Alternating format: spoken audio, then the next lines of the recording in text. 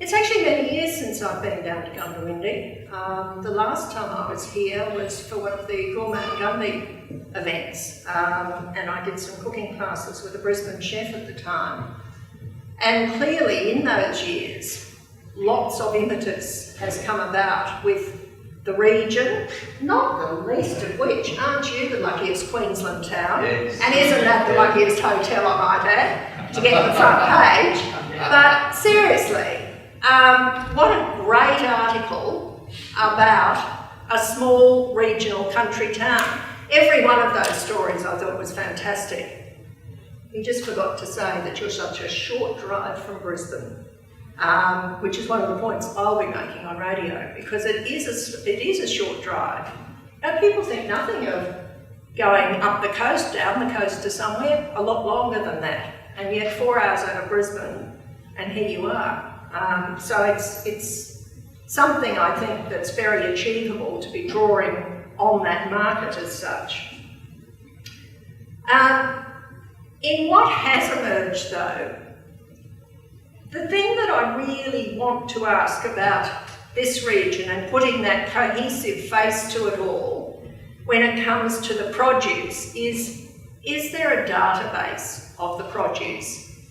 And I'd like this to come up in our Q&A session later, but at the same time, I forgot to say at the beginning, if anyone wants to ask a question, do as I'm going through. But is there a full database that is across the whole of the regional area? Who maintains the database? How often is it updated? And who can use it? How readily available is it? Can anyone ring up whoever has it, who's going to take on that role, and give it out to anybody? This I'm going to pass around. This is the producer directory database for the Scenic Rim region. It's a very good document, and it is freely available to anyone who contacts the council. Did the council put that together? The council puts that together. And it is invaluable. I don't know why, but in some regions they get very possessive about those things. Now, when you think about it, that's the silliest thing they could do. This is meant to be, a database is about letting within the region and outside the region know what happens in your area. So Alison, what if I... Alison, do you all know where the Scenic Rim is? Do you all know where, does that... Okay, it goes from Mount Tambourine on the eastern side, across the Scenic Rim Valley to the Cunningham Highway, pretty much there. So Beaudesert. And a little bit the other side. So you've got Beaudesert, yeah. Boona, Arachula, Calbar, and down to the Lamington Plateau on the border. That's the major area. Yeah. So just keep in mind where I was brought up in Beaudesert. When I was a kid, there was cheese used to come from the cheese factory, and that was it. You know, so it was just one of those things, and now if you have a look, Alison will tell you what they do in that region is unbelievable. Well, I am going to talk quite a bit about the Scenic Rim because I want it to be an example of where things can go and what can be done. But with a database, it's something that should be freely available. When I talk on radio about this area, and if I talk about lamb or olive oil or beef or whatever it is I've come across, or packets of lovely pulses that I've just bought down the road today, whatever it is that I'm talking about, someone is going to be emailing me, phoning me, saying, where can I get it? How do I get hold of this stuff? Now, I can send out to all those people an individual little email saying, ring this man, here's his phone number. It'd be much nicer if I could say, database can be obtained such and such. And that's really what it should be. That's what I do with other regions, because they're the sorts of questions I get a lot. And chefs will ask regularly, you know, look, I'm putting together a Queensland menu, or I'm putting together a menu of a certain region or whatever it is.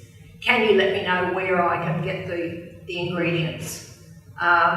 So is my question to you now, of whoever's in the room, Is there a database? Does one exist? Anyone know? Okay. Tomorrow someone's going to take on the job.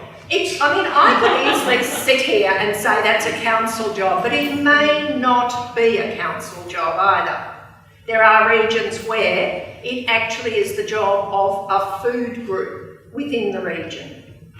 So there's no one, it must be such and such a group. You've got to work that out for yourselves, but for goodness sake, it is essential. It's not only essential because of the reasons I've just given you, it's essential for you because you should be knowing who else in your region is doing things. If you get a lovely idea at 2 a.m. in the morning, oh gosh, I'm going to do such and such. We all have those thoughts, don't we? By 6 a.m. you think, oh my God, what was I thinking? But as well as that, look up the database. Oh, nobody else is doing that. Or, oh God, there's 7 of them doing it already. You know, it's for all sorts of reasons. So please. Can I add to that, please? Yes. It's a huge thing, and wherever we've been, firstly when a database is done or we have a day like today, we start identifying products that a lot of people have no idea were in the region. You know, because no one's got a database, no one knows everything that's happening. But there's been a little, Alison, very recently become digitally proficient. Who's on Facebook? Yeah, a lot of people, right? So you know you can have a closed Facebook link, so it only invited people. So there's a variation on the theme that you've got, and that's added to that, so that when you've got a whole lot of cabbages coming on or whatever, you can go onto this group and say, by the way, next week I should have a whole stack of cabbages. So it's not just the database, but it actually comes living because people can then use that. Or a restaurateur could say, look, I'm after rainbow shard or purple carrots or whatever it might be. So it's about bringing it to life also. I'll charge you for that idea later on, Alison. But it's how we can see. I'm getting excited about the digital. No, it's an exciting way of saying how can we make that. Bring it to life and people using that database. So I suppose the other question, having asked about the database, is what is the purpose of this? And is it to put a branding on the region, as in a physical branding, and these are the words that we'll use? Is it to draw up a lovely logo and some good graphics? Is it to assist in the marketing of the region and thereby the individual products? Is it to assist with events? And those events, are things like Gourmet and Goondiwindi, or this fabulous new idea of Discover Farming. I think that just to say we're dealing in regionalism is far too broad an idea. There needs to be something a bit more pointy nose and directed about it as to exactly where that's going. Branding a region, though, will only happen if everyone's on board. It really doesn't work when there are bits of it happening and bits of it not. Cafes, roadhouses, hotels, and it's wonderful to see the broad spread of people who've come to this today. Hotels, motels, they've all got to play the game. They really do. And someone in a motel will say, well, we only do breakfast. How can we do that? Well, it could be as simple as the cereals that are done there, or it could be the fruit or whatever. Hunt out further afield what's there. Today, we all had lunch very quickly at the larder today. That is the best pumpkin cake, I tell you. I'm after the recipe tomorrow, Mel. It's a cracker. It was really lovely. But how refreshing to find also that things were freshly made. I walk into cafes all the time. They've got these fabulous big kitchens, big combi ovens, the works. And all the cakes come out of frozen boxes. They won't go off for 10 months in the freezer, but they're so boring. And it's not expensive. Sugar, flour, eggs and butter, put them together and you've got a cake that tastes fantastic, but isn't expensive to make and can be sold for a good price. It was lovely seeing that, it really was. I did trawl through on the internet to try and find some menus that featured local, and I was out of luck. I found porterhouse rib fillet, rib on the bone, Texas style sticky pork ribs, butterfly grilled chicken breast. I have no idea where they came from. I'm surprised that usually when they don't come from here, they'll say King Island. Everybody likes to say King Island. What's wrong with that? It's not here, that's what's wrong with it. It's there. I think when it does come to branding, there are a few things that I'd just like to quickly show you. These are bags that are branded, and they look terrific. They stand out. They're actually significant bags from an Italian supermarket chain, Coop.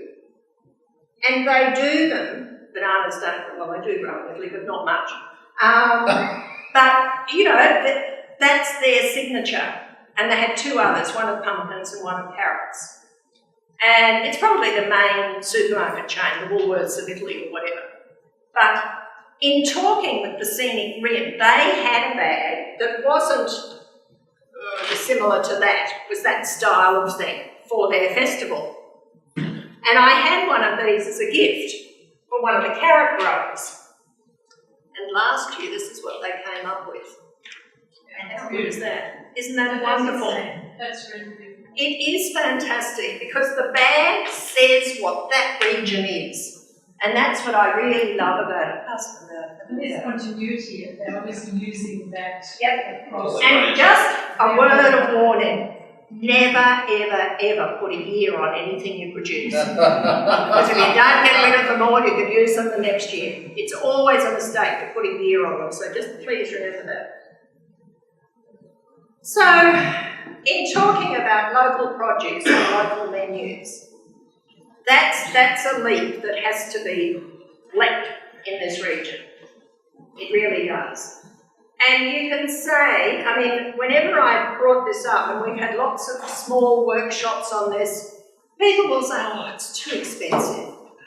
You know, I can buy it from the PDF guy who comes through, or Bidvest or whoever, and he gives me a much cheaper price on that sliced ham. That sliced ham will be probably coming out of Canada. It's imported, it's off the bone, so they can bring it into the country, and then it goes to Hands or someone like that, and they just do the processing, stick it into a cryo bag, and on your shelf. But if you've got a cafe, and I'm sorry, I'm using the word cafe, but I'm not pointing the finger at anyone. If you've got a cafe in town, do you want people from Canada coming all the way to your cafe, or do you want the locals to come in? It's a two-way street. It really is. I'm always fond of using Tasmania as an example. Tasmania is a small state. It's got hideously high unemployment. It's pretty much broke all the time. It's got lots of things not going for it. What it does have is a great pride in what they grow, what they produce. And the locals really back that up. You won't find prawns on many menus in Tasmania because they don't have a prawning industry. But you'll find salmon far and wide because that's their industry. You'll find chicken from the north of Tasmania and they will brand it at the simplest of places. They will tell you that, you know, the produce is Tasmanian. That word Tasmanian they use a lot. They use it in little drive-by places on the highways. It's not just, I'm not talking about top-end restaurants, that's a different field altogether. I'm talking about just everyday places, little cafes in the street that the workers go to in Hobart. I spend a lot of time in Tasmania and I notice it every single time. Why is there so much seafood on the menus here and not one branded piece of beef, lamb and pork that I can find on the internet? I think that's a real indictment that there needs to be better pride in what you're producing for it to go on the menus. The next thing that somebody will say to me is, oh, it's too expensive. Now, the example of that is to look at what a chef called Amanda Hines is doing. She's now at Hampton. Amanda and her husband Larry were farmers inland from Bundaberg. They sold the farm about 15, 16 years ago and went to live in Bundaberg and started a cafe called Indulge. It took a few years for what Amanda wanted to do to take traction. She wanted the menu to break all the moulds of country town menus. She wanted it to be all local produce. Now, Bundaberg is Australia's best kept secret. It's full of the biggest diverse range of produce I've ever seen in this country. Because of their microclimates and their different soil types, they've got grey, sandy soil on the coast, they've got rich, deep red soil in the hills and up through Childers. So very diverse country in that way. They've got great beef fattening country inland, but they've also got seafood on the coast. They grow any vegetable you can think of and just about any fruit. So it's really rich in that. Now, our friend James here was the general manager of Bundaberg and North Burma Tourism for many years. And that's where, as was mentioned before, Peter and I did some work in agritourism for him. What was really interesting was that James was scratching his head because he had one of the things that they've got there that no one else does to anywhere near the same degree are the turtles, the baby turtles. And James really put that on the map in getting an interest in that in tourism. And whether you wanted to go to see the turtles laying their eggs or later on hatching out, but it gave a great window of tourism. And of course, they're at the southern end of the Barrier Reef, so they've got all those lovely offshore islands there. But as for the horticulture and the agriculture, that was really ignored.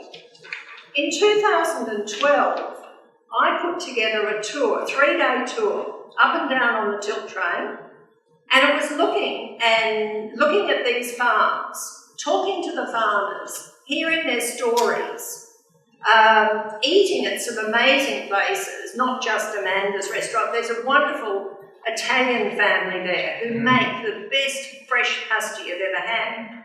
And so I was having lunch in her house, all sorts of things like that. It was the hardest tour I've ever had to sell. It was really hard. Because poor old Bundaberg, it doesn't have the best reputation as a place. There's always something bad about Bundaberg on the front page of the Courier Mail, at least once a week. And, it's bad doctors, it's obese people, it's high crime, it's, everything you can think of. But there's such a positive energy in that place, and it's a very, very wealthy place. The positives out of that, though, were that once I took that group, all these people started saying, "Oh, when are you going to Bundaberg next? I want to come on the next tour." The word gets out. You have to start somewhere. And it was really worthwhile doing it. As was mentioned before about ABC Radio, what I like to do with ABC Radio is tell the stories. I can, make a cake, take it in. I made a lemon curd last weekend, and then made it into a little slice. But there was a story to go with it because the citrus season is just starting, and it gave me the opportunity to talk about all of the various citrus and what time they're coming in and the different varieties and things like that. But what I'll look forward to is taking back, the stories from here and their differences. When you're talking about regional produce, it's not just having a steak and 3 veggies on the plate. It can also be Moroccan food, Mexican food, Indian food. It can be any style of food, but it's using Australian ingredients. It's using your local ingredients. And the more diverse you make it, the better it is. As was Peter mentioned earlier about the Masterclass that I used to organise. And one of the nicest things to do was to fly a chef from London or New York or Chicago, wherever they came from, bring them here And they already sent me their recipes. They'd sent me their list of ingredients. And I would have those boxes waiting for them, and this fellow would say, well, I asked for crab, and I'd say, yes, that's a mud crab. Why don't you try it, have a taste of it? He's looking for some Alaskan crab claws or something. It was really lovely to be able to show them what we grow, in the same way that if an Australian chef went there, that's what he'd be getting. They then took those stories back into their kitchens, and those sorts of things are, I think, really, really important. I just want to tell two stories about two producers and places in Queensland that have really made a mark. Some of you may have been to the Spirit House at Yandina. It's a Thai restaurant. It was started by Peter and Helen Brighty, and it was a small farm that grew Asian vegetables just for the Sunshine Coast chefs. That was their start. They'd been restaurateurs up on the Blackwall Range, and it wasn't long before they built a restaurant at Yandina and called it the Spirit House. From that, they then developed a beautiful Asian garden and then a fabulous cookery school. Now, from day one, that cookery school has been booked out. They only take 12 students in a session, but there was nothing else like it here. Everything they've done, though, has been Thai or Asian. They now do tours into Asia. It's all on that core of what they do. And at the same time, they very proudly use Sunshine Coast produce.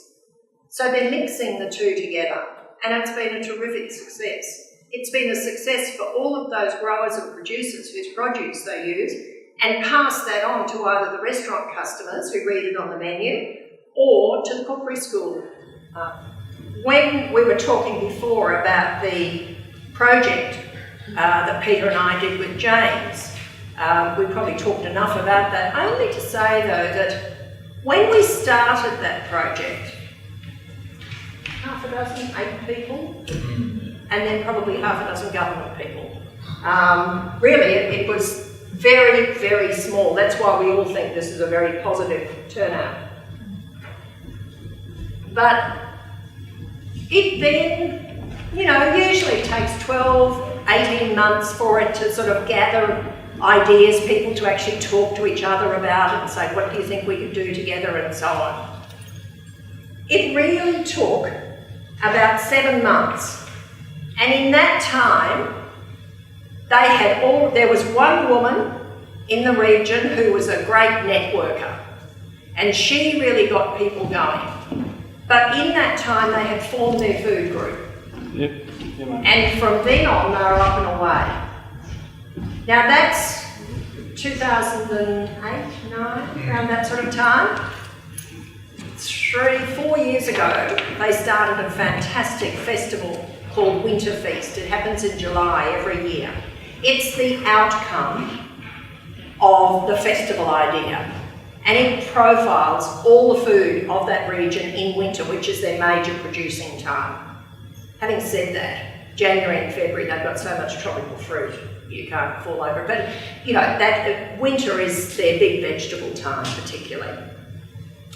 So I think that, what always looks like a huge mountain to climb over at the beginning is definitely not. It's not that big once you all start talking to each other. And I think that the Eat Local Week is another example of a region that is just remarkable. A word of warning, though, as to what you call things and what others might call them.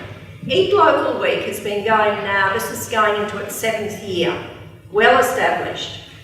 The year before last, the Gympie region, which brands itself as Gympie Gold Regional Produce, decided that they would start a celebration of their food. Now, we already have Eat Local Week in the Scenic Rim. Gympie decided that they would have a month-long celebration in May and call it Eat Local Month. I can't tell you how much they're hated for that. Don't steal somebody else's name. It's a bad move. And it's such a shame. Of all the words in the English language, why did they do that? The 9-day festival, though, for the Scenic Rim is over the school holidays, and that's a good time. Try not to have things that clash with other big events, and you think, oh, well, they're not near here, we won't worry. Look further ahead than that. I noticed that Discover Farming is during May. Now, I haven't looked closely at the definite dates, but there are 2 big food events on, and they're on at the same time in May. Try not to clash with them. One is Hampton, and the Hampton Festival is close to here, so you would be pulling similar people. And in that same weekend, you've got the Noosa Food and Wine. And the one at the Discover Farming is that weekend. That's right, it is that. Well, it goes for a whole month though, but still. This is the first year, maybe next year it can change. But it's Bright Flushes as well, which is a big food festival. now that is big. Is it on then too? Flushes on the 12th. Okay, somebody's got to move, and it's always. Overall. You do. No, you're absolutely right. There does need to be a calendar drawn up of all the major festivals and events, and then you find your date. And you find that you tread on the toes of something in Rockhampton, that doesn't matter, okay? But not things that are local like that at all. So, you know, and this is only just starting, so it's movable. So that, you know, next year you can change the guideposts a bit, but it is something to definitely be aware of. With Eat Local Week, they've done that bag.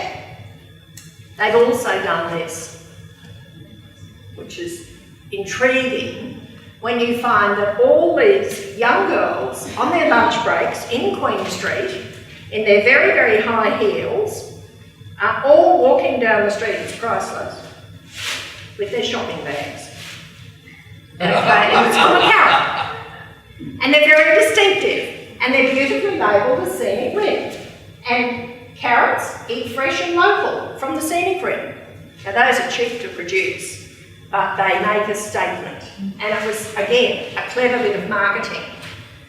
So little things like that, I say in Queen Street because I did. When they first brought those out, at the time, I was working in the city and I had an office on Queen Street. And you'd go out for lunch break and see all these little orange bags going up with all these young girls. And it was just, they were all vying for them. So the simplest little things can sometimes make a large impact. The other thing that, and this has been totally funded by council, and I must say it's the first time I've ever seen this happen. Usually it'll be the author self-funding, or it will be a publisher will commission a book. 2 years ago, the council commissioned 2 people, Brenda Forden and Christine Sharp, to write a book about, Christine is a terrific photographer, as well as writer, and Brenda's a chef. And the book was about the produce and the farmers and tell their stories. Look at that. You know, just beautiful, beautiful work. And that has been a great success. In the last 2 years, they've gone for a number of reprints. And Peter's an author of over 20 books. He knows exactly what I'm talking about. You know, reprint, I'm sorry, most authors have books that they're left in big warehouses. Unlike Peter Howard, who had many reprints. This, you're seeing out of the cupboard for the very first time. This is not launched until the 1st of May. That book's been such a success, the council commissioned a second book of another group of producers and growers. So, you know, they're really thinking ahead. They're not looking at another festival and saying, oh, we like that, we'll do that, oh yes, we'll have that bit. It's already been done. Try and think of something distinctive. It's actually what I really liked when I started to read some of the things about Discover Farming. But one thing intrigues me. I noticed that the events start on the 4th of May with the Goondiwindi show. How much local food is going to be served at the show? Is there going to be lovely local beef or lamb hamburgers? I'd love to see that. It's I don't want to go on too much All more. the about- outside vendors bringing their own gear, just like Peter did when he first went out. Right. Well, you're a lamb producer. Set up a tent and do it. Very good ask if you It's probably another. show. Sorry. Very good ask if we had a show for the local Lions Club or whatever. Obviously, I asked for 4 days before it takes a week. Yes. Yeah. And that's silly. That's silly. You know, you need to sit down with them and say, look, mate, we can't do that. But how about we aim for? Because yes, that's insulting to your product, of course. I think though that these things, given time, given conversations, they really can be done. And it might be that a group of you band together and just do one tent together. But a show draws the whole of the region together. It's an important event. You know, the ag shows are really important in any town in Australia. And it's a great chance to show off. Peter talked before about what we did at the ECA. Our stand, our stage was called the Taste of Queensland. And that's what it was. We had produce from all over the state. And we cooked and we cooked and we cooked for 10 days. And as he rudely says, the rum was very good at the end of the day. But Is that a Bundaberg bad news story or a good news story? oh, that was a good news story. But, it gave us the most amazing amount of pride to be able to do that. Absolutely. And so often we would have those farmers up there with us. If they could get, to Brisbane, and so many of them really wanted to, it was lovely. With Amanda Hines, I didn't quite finish the story. She and her husband Larry sold Indulge Cafe in Bundaberg a couple of years ago. And 6 months ago, she opened a restaurant at Hampton called Emerald. And all through last year, Amanda was on the road looking for local produce. And if she saw something in a paddock, she went and knocked on the door. She walked across the field. And her menu is amazing.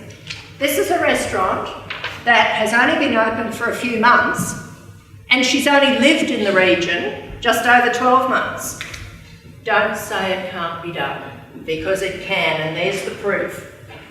And she's got a fellow, probably 100 metres away from the restaurant. And he grows specifically for her. And he arrives with a polystyrene box of mixed lettuces, and they're all this high. When you're a restaurant and you want cute little lettuces to go beside your lamb chop, that's what he's growing for her. There is a market for that. And this is at Hampton. We're not talking about, the Golden Triangle in Brisbane restaurants. We're talking about a very small country place that if you're driving to Crow's Nest and you blink, you won't even see Hampton. And you've got a much bigger town. Yours takes lots of years. So, I just will not accept that it can't be done, because there are too many examples where it can.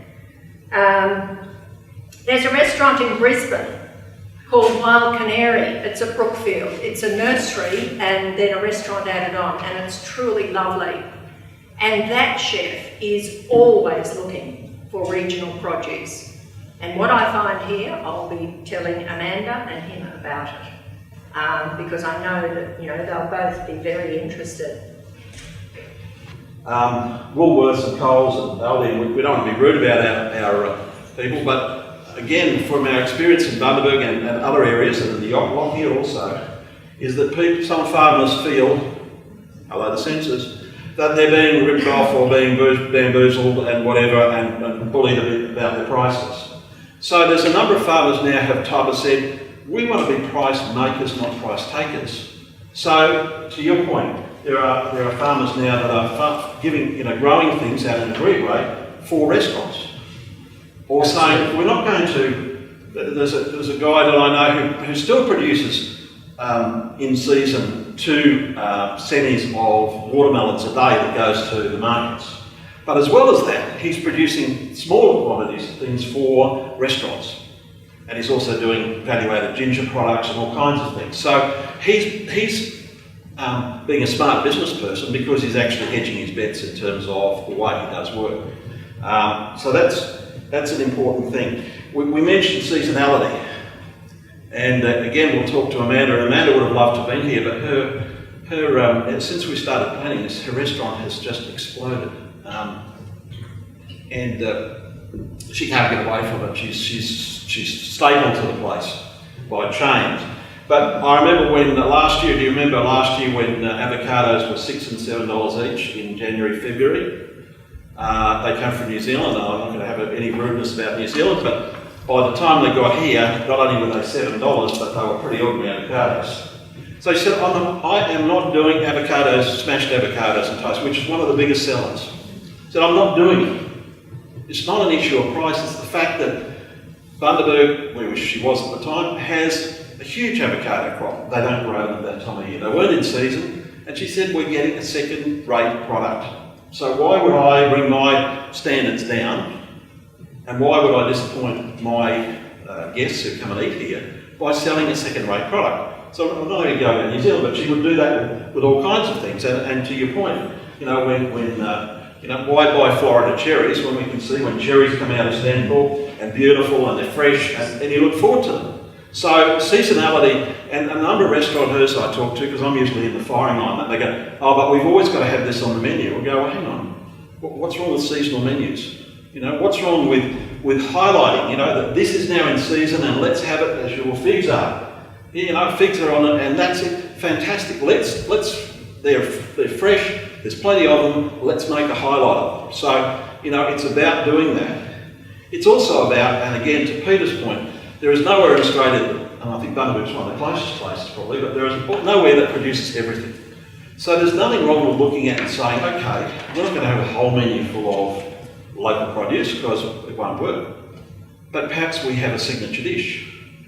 Perhaps we have something that's special, whether it be something like a hamburger, a simple thing like that, whether it's a pie, and I can tell you the story up on the Bunny Mountain. It's a beautiful spot. And there's a great little restaurant up there and a bar, and they used to have frozen meat pies.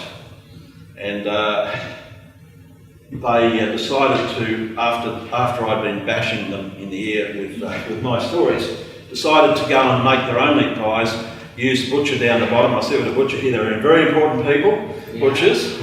A butcher down the bottom of the mountain who found the right product for them, and not only do they make more money per pie, they're selling a huge amount more, and they've got really satisfied customers because they've got this homemade beef pies. And they can say, you know, this came from XYZ butcher down the bottom of it, and I know he gets his cattle from Oki or whatever it's going to be. So there's the story there, you know, and we'll talk about stories in this because it is about stories, it's about that. So, you know, they make more money out of using local produce, and they have the general store up there, and they cannot get enough local produce in terms of the value-added things for people to take and buy with it as a souvenir. Quite amazing. The demand they have for up there on a weekend. If anyone's been up the Bunyas on a weekend, it's huge. So you know, there's all those opportunities there which you've got here. As I say, you've got all these people coming by on the highway. So you know, how do we get the product to them? How do we get people involved? You know, I mentioned the butchers and the bakers. I haven't lived in Bundy for 5 years now. Whenever I'm up there doing a bit of business, they know me honestly because I have this big bag and they say, oh, can we check that in? Oh. And it's not rum. It's pork sausages. Right, from a butcher there who does fantastic thick pork sausages. He said you can't call them fat pork sausages because it doesn't sound good, thick pork sausage.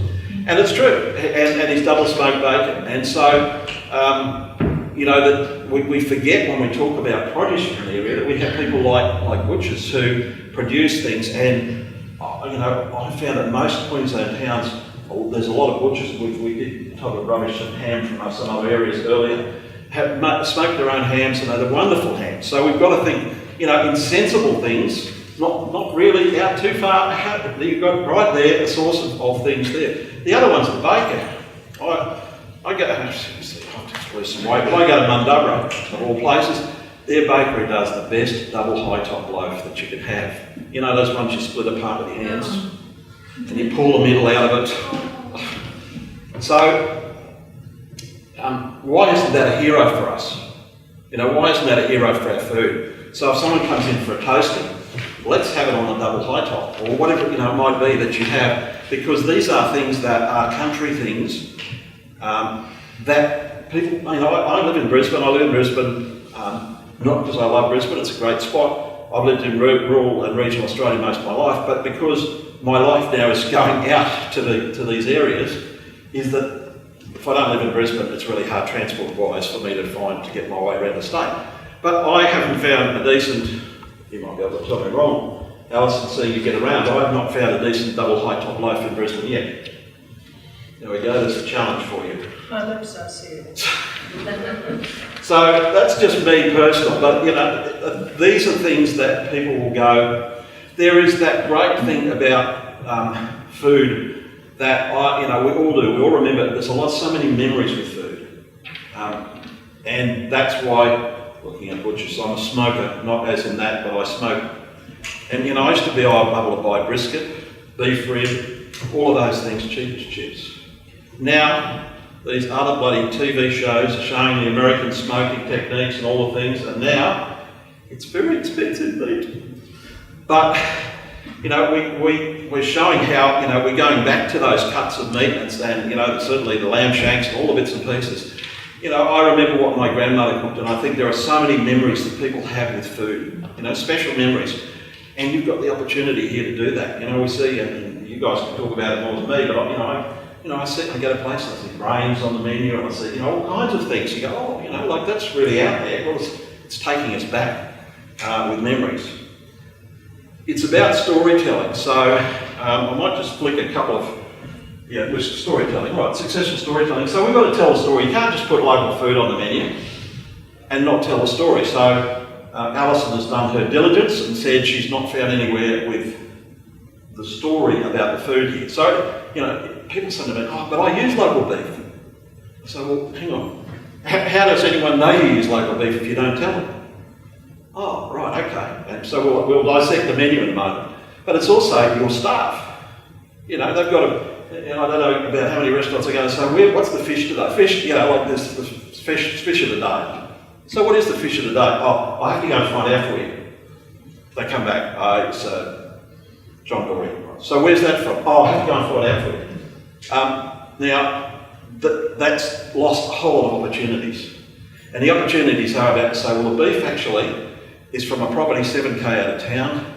The Smiths run that property, and they've had it in there 150 years, been in their family, you know, and whatever. And those cattle have only had one bad day in their life.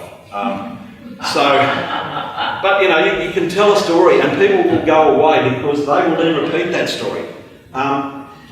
Excuse me, Alice, I've already done some. See, I told you I've done some Instagram shots already here, not with you guys, but around town.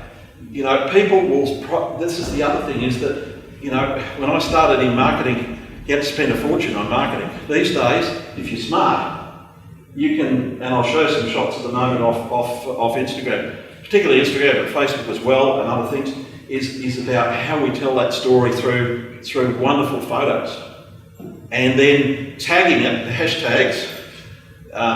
This is not a digital marketing course, and I'm not the person to run it if it was, but hashtagging it with your own hashtag and some hashtags or whatever the brand is for the region, and to get that through to people. So people start following you, and they will come to these places because they'll go, wow, look at that photo. How good is that food? Yeah. So I'm just going to go across here and we'll talk a bit more about successful. So here's Amanda's recipe from when she was in Indulge in Bundaberg. So Bergara Brewing Ale Brioche Toasting. So, you know, we know where it comes from. Simpson Farms Avocado. So that's the Bundaberg. They're all Bundaberg places. Rayline Sweet Corn. Rick's Super Thin Crispy Bacon. I don't like that one. I like the thicker double smoked one, thank you. Paul Brunsky Smoked Potato. So you can see it's not only where it's from, it's the name of the farmer. So what happened is that the farmer suddenly went, oh, hang on, we're up in lights. It's some branding for us. And I can say it's because retired now, but there was any Dutch people here? I offend everyone, but that's all right. So Dutch people are known for being a bit dour. You know, I worked for a Dutchman once, and he said, I have to go back to Holland every year to get my arrogance back. And I went, true story. Hang on, yes. But this guy had been a farmer for 40 years, and he said, look, I was proud of what I produced, but it went into boxes, and it went on the truck, and that was it. That end of connection with the food. Boom, and I got a cheque for it. He said, then I went in, and I went, oh, hang on. Got my name on it, on the menu. Yeah. Oh. And so he suddenly got a hold of you, after 40 years of farming, got a whole new appreciation of his food, his brand as such, and the people were starting to go, oh, you know, how good is that? How good is that eggplant? How good is what? So, you know, there is a whole lot of things there on the same basis. These guys are organised. See how they have it all tight? This is most people. This is a marketer. I met with the people that have now the biggest macadamia plantations in Australia, and said, you should be involved with this. And they said, oh, James, you don't understand. I hear that a lot, you don't understand. They're usually right. I said, every single macadamia grow, we export. Every single one. And 20 kilos is the smallest bag we have, and we can't keep up with the demand. So I went, okay, there's some people that, you know, this is not for. I saw them 18 months ago, and the lady of the family came to me and said, James, you remember me? I said, yes, you'll never ever be. She said, no. We thought about what you said. Good.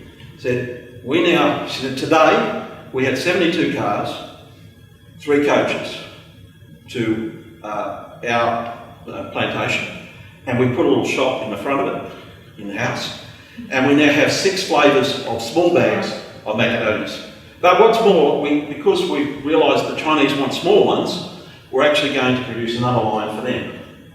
They just announced 2 months ago they're spending $1.5 million on a tourism venture there. Because originally it was like, these people are a bloody nuisance.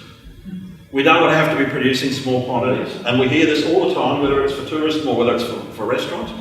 And you know, and I said, but you can charge people to go and have a look at your property. Oh, they wouldn't want to see macadamias? Well, now, tours of macadamias. People in the city don't know how macadamias grow. And they see the factory where, you know, how do they crack the nuts and whatever. And so that's been a great success story over probably 8 or 9 years. So it wasn't quite the 8 months in the UK. But, you know, it's really interesting. So I said, why did you do it? And they said, we realised that as we grew bigger, we needed to have our brand. We needed to have what we stood for out there amongst the local community and the visitors. So we often understand, you know, the local community we need to have on side as well, because the more that they're behind it and it's their product. You know, again, why would you be buying? There was outrage in Gayndah. Because the local IGA was stocking California oranges. Yes. Right? California oranges in one of the prime orange growing areas of Australia. Outrage.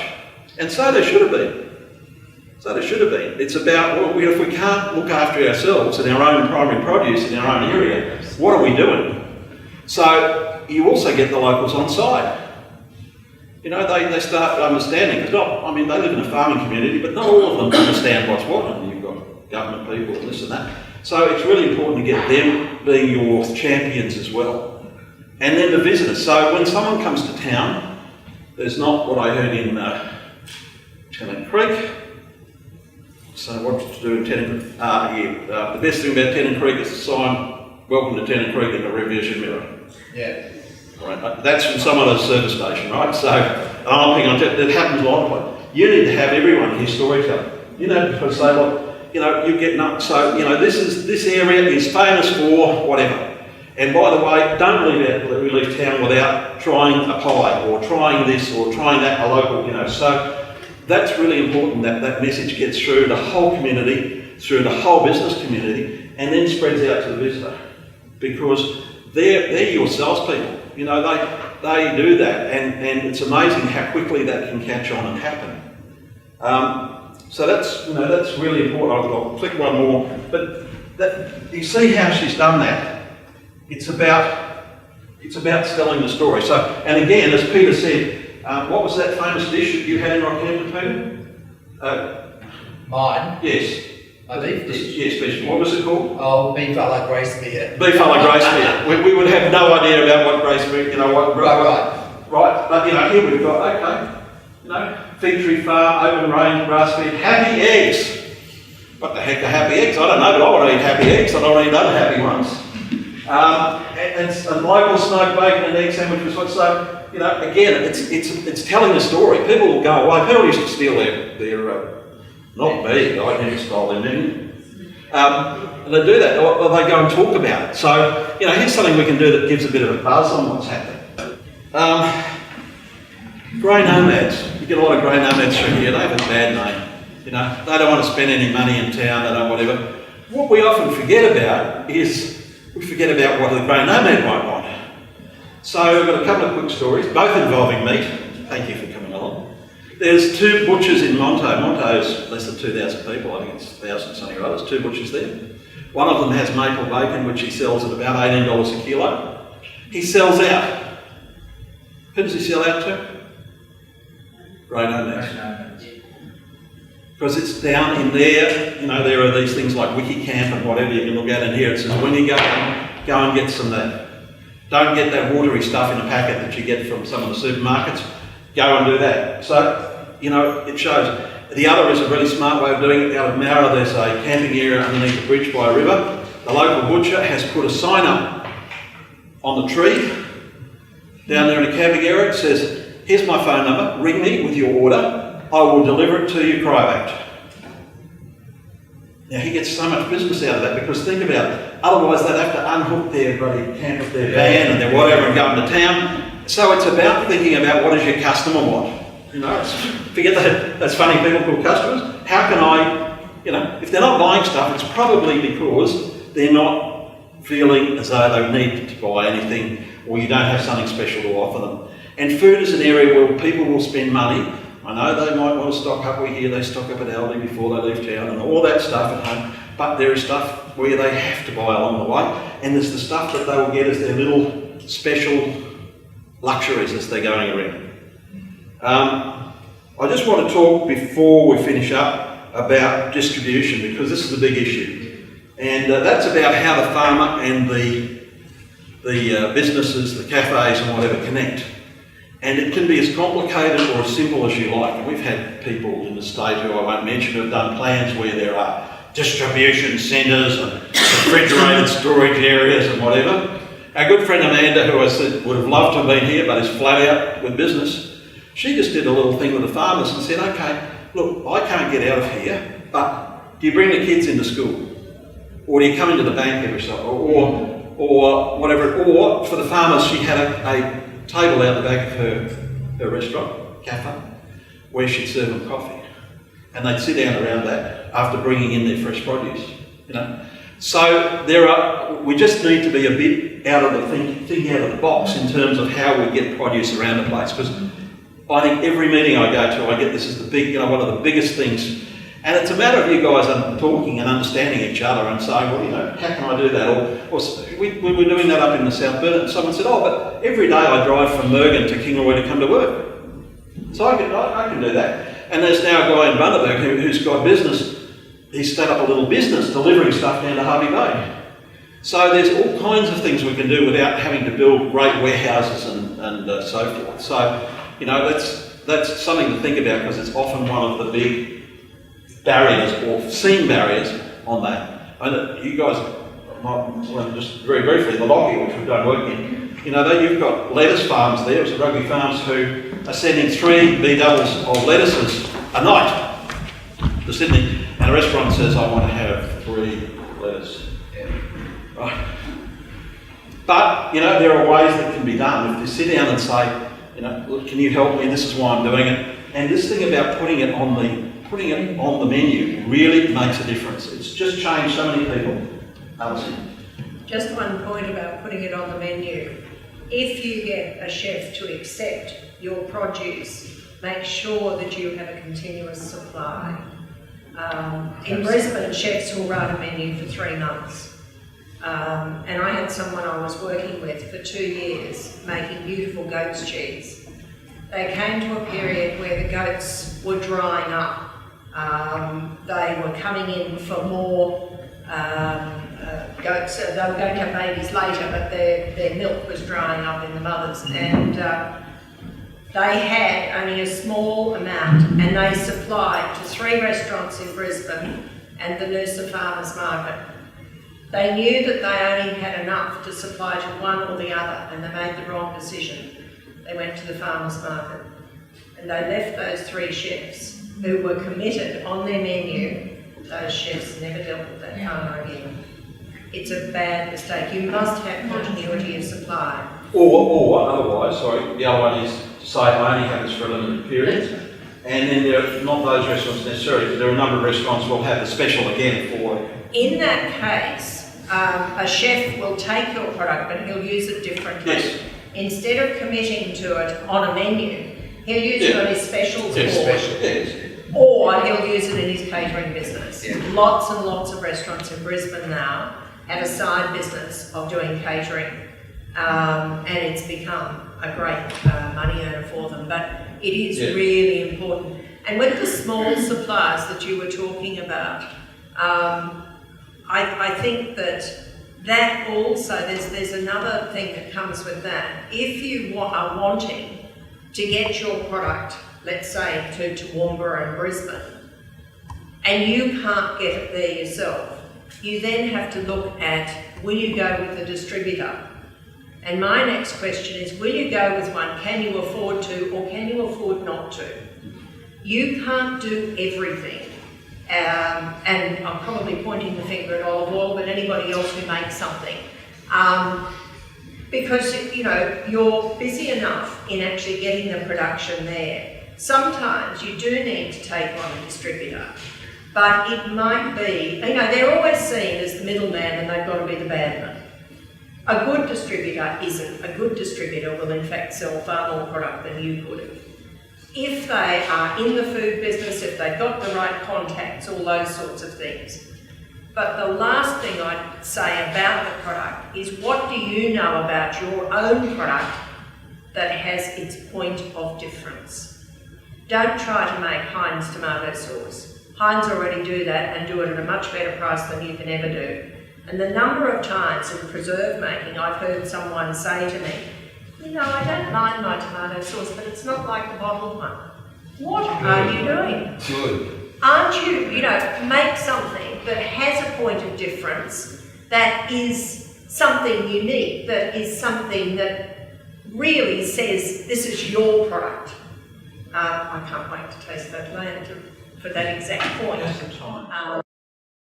Really great afternoon, so thank you very much.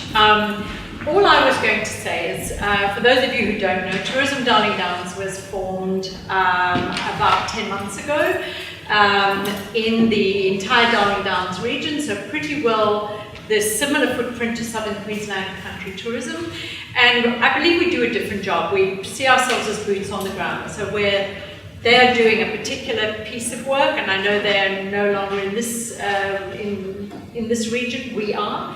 And what we're trying to do is not only promote the region, but to develop the region, and that's part of our mantra, has been from day one.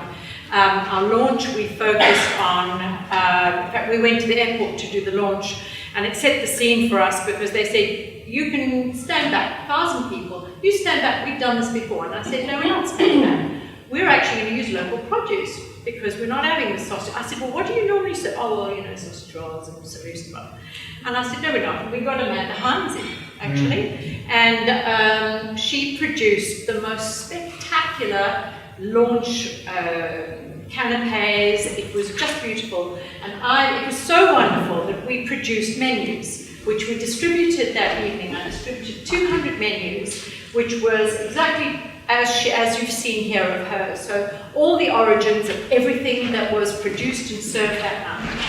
And at the end of the evening, I rounded up what I could find of the menus left, and more than the whole 200 had gone, right? So people had walked away from the menu as a validation of change, was the way I saw it.